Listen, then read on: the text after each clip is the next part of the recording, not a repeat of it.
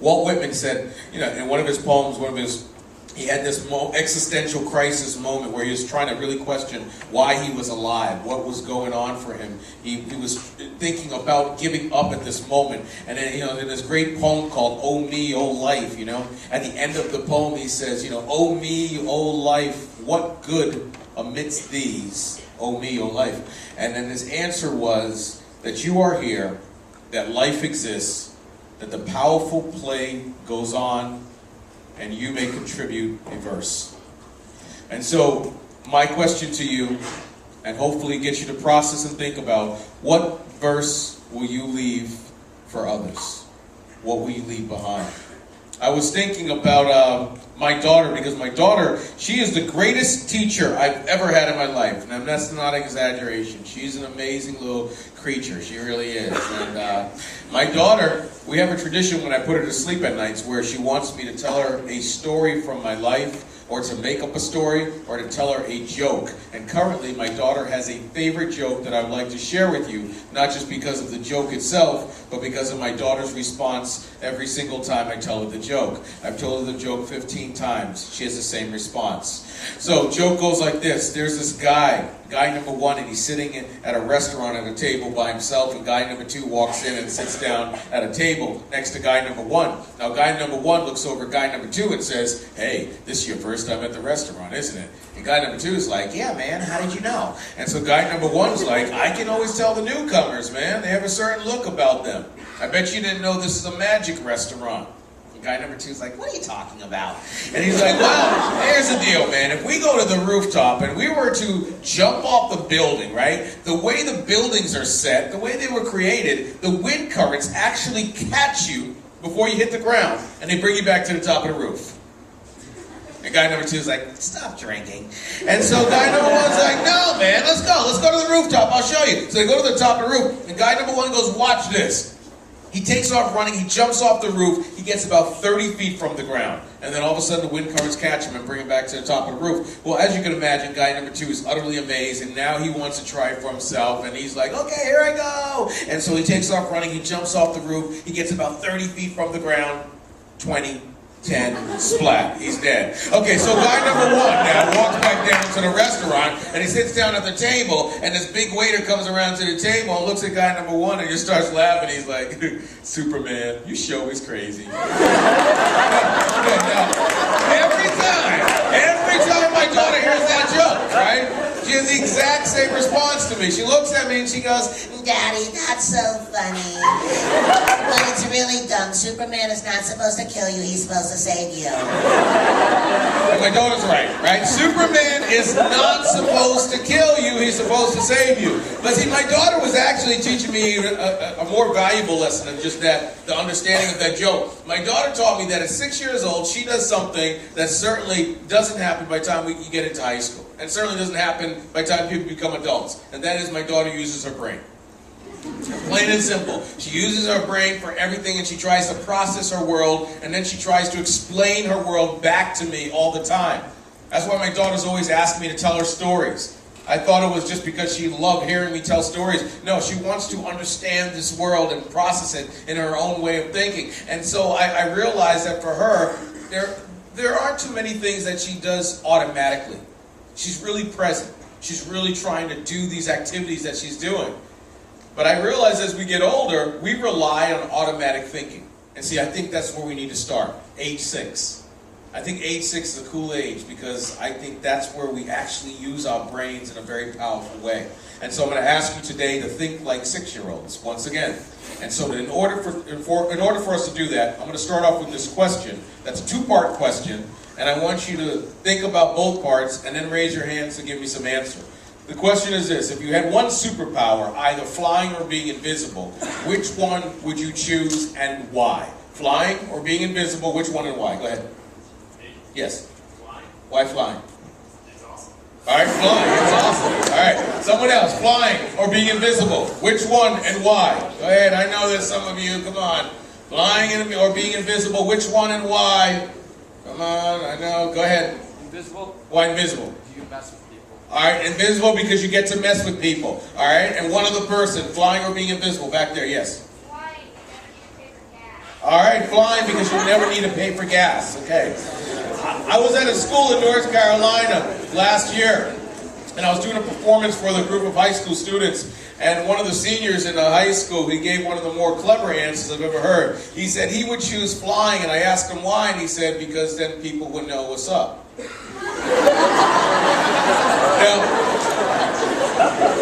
But then I heard an equally clever answer given by a 7th grade girl that left me very unsettled, and some of you will get this immediately. She said that, and others of you won't get it right away. She said she would choose flying because she realized you don't need a superpower to be invisible. See, when she said that, I mean, the whole audience went into a hush, and I realized that some of you come to a school like this every day, and you understand that sentiment that she expressed. That feeling of aloneness, that feeling that people actually don't notice you. That you wonder if you weren't around anymore, would anybody even miss you or ask about you? But see, the real reason why I was asking you whether you'd fly or be invisible, I was more interested in why you would choose flying or being invisible. Not so much which one you choose, but why.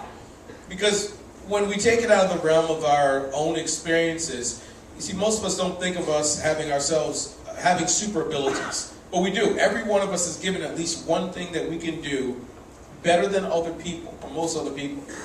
And so, but I start to ask flying and being invisible because it's a sneaky way to get at the real, I guess, the subtext. It's a way to get at why people would want to have an ability that others don't have. Because most of us are very self-centered. We say things like, I want to fly because I can get to places quicker. I want to be invisible, as one 8th grade boy said, so I can kick my teacher down the stairs. All right, so, and I don't criticize you, right? I don't criticize you if you only really think about yourselves. I was no different. But here's the thing that I've learned in my life. If you can't make people feel better after meeting you than they did before meeting you, I don't care what you do in your life is meaningless. I discovered 5 months ago that the smartest people of them all are not the adults or the older people. It's the 6-year-olds. Like my daughter, who very simply but very clearly stated to me that, Daddy, Superman is not supposed to kill you. He's supposed to save you. Hi, everybody. Hey, guess what? Today is my birthday. Don't wish me happy birthday. Just leave your cash on the stage. Hey, listen, I want to tell you something that I've been keeping as a secret for a long time. I hate secrets. I want to tell you my secret. I have a physical disability. Shocking. It's called cerebral palsy, or CP, but I am not a disabled person. And my name is not the guy who's in a wheelchair. That's not my name. My name is Peter Gould. Peter Gould. I'm a normal guy. When I wake up in the morning, I'm going to shock you one more time. I get dressed. I like to go to movies. I like to hang out with my friends. I like to go on hot dates if I can get one. And I love playing pranks on people. You know what my favorite prank to play is? I like to go to the mall in my wheelchair and speed through the mall pretending I lost control. And I will scream out, help me! And there will always be one poor person who comes chasing me through the mall, and right when they get to my wheelchair, I put on the brakes. Now I do that because it makes people laugh, usually. But I also do that because I don't think we even pay enough attention to each other. I don't think we look at each other enough. That's why I personally hate crowded elevators. Have you ever been on a crowded elevator, by the way? An interesting phenomenon happens on every crowded elevator in America. You go on the elevator, the door is closed, and everyone on the elevator becomes fascinated with numbers.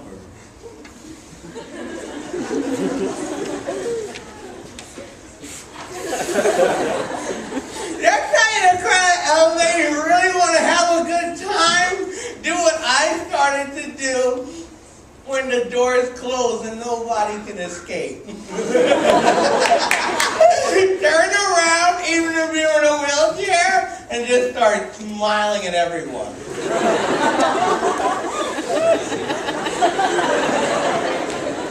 You will freak some people out. But I think we need to do more of that. And I don't want you to feel sorry for me. I hate people's pity.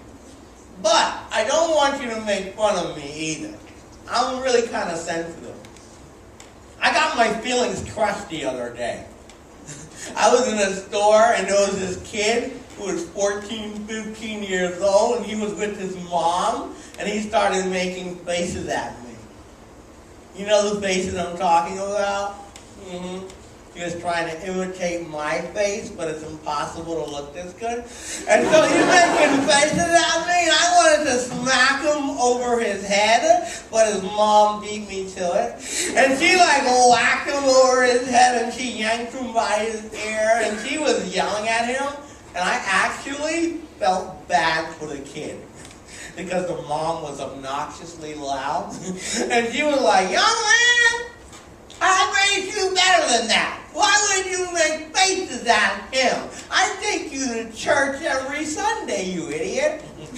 Don't you realize if you make faces at him, God will strike you down and make you look like him?"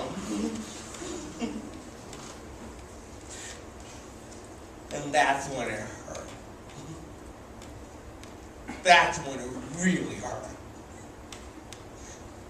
I don't mind as much when people make faces at me. I'm used to that.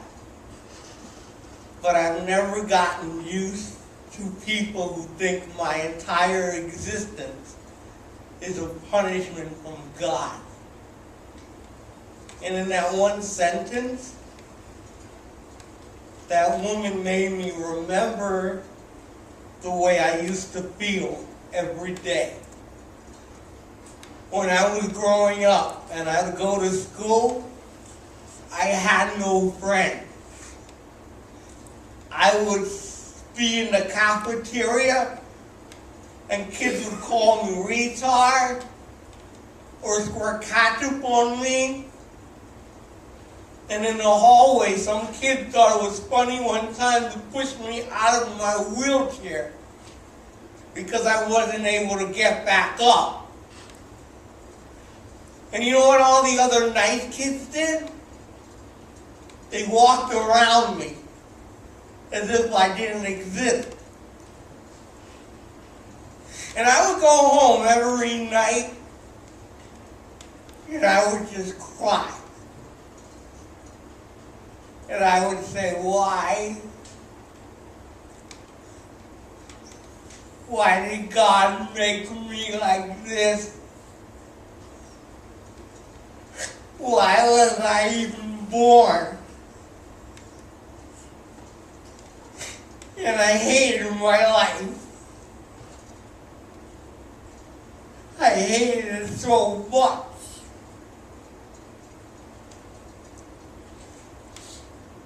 But I don't hate my life as much anymore.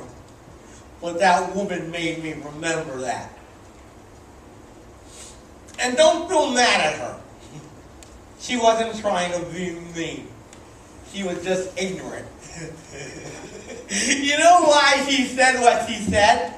She thought that I was too stupid to understand her. So you know what I did? I'm a comedian. I pretended that I was too stupid to understand her. I started moaning real loud. I was like, and then she tried to stop me from running over her foot with my wheelchair. If all you ever see is my wheelchair or my disability, then you don't see me. I am beautiful.